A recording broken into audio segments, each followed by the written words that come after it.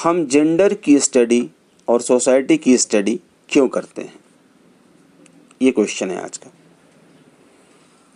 Gender क्या है? Society के द्वारा दिया गया रोल है जो सोसाइटी के नीड्स के फुलफिलमेंट में हेल्प करता है। तो जेंडर की स्टडी क्यों जरूरी है? देखिए, सबसे पहली बात तो ये समझ जाइए कि जेंडर गलत चीज़ नहीं है।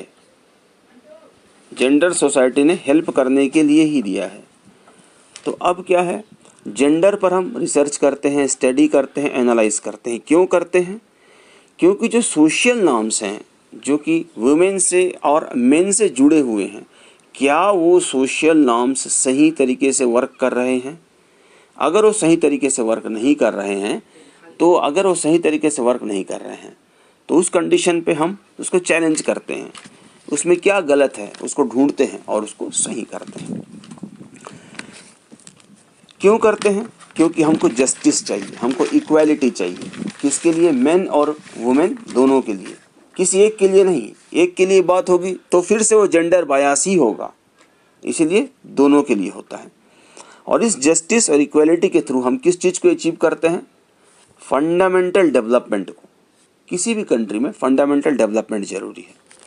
अब एक बात सीधे से समझ जाइए, जेंडर गलत बात नहीं है। जेंडर कब तक सही है? जेंडर तब तक सही है जब वहाँ जेंडर इश्यूज ना हो। अब दोनों में अंतर क्या है? जब मेल और फीमेल काम अगर रखा हुआ है तो ऐसा तो नहीं है एक काम को दो व्यक्ति तो नहीं कर सकते। तो वहाँ पे क्या है? Free will, free decision, cooperation, स्वीकृति, एक्सेप्टेंस, इसके द्वारा दोनों मिलके जब काम को करते हैं। ऐसा नहीं कि एक मेल ने कर लिया तो फीमेल कहेगी मैं भी कर लूँगी, फीमेल ने किया तो मेल कहेगा मैं भी कर लूँगा, दोनों एक्सेप्टेंस से करेंगे, तो वो कहलाता है जेंडर रोल।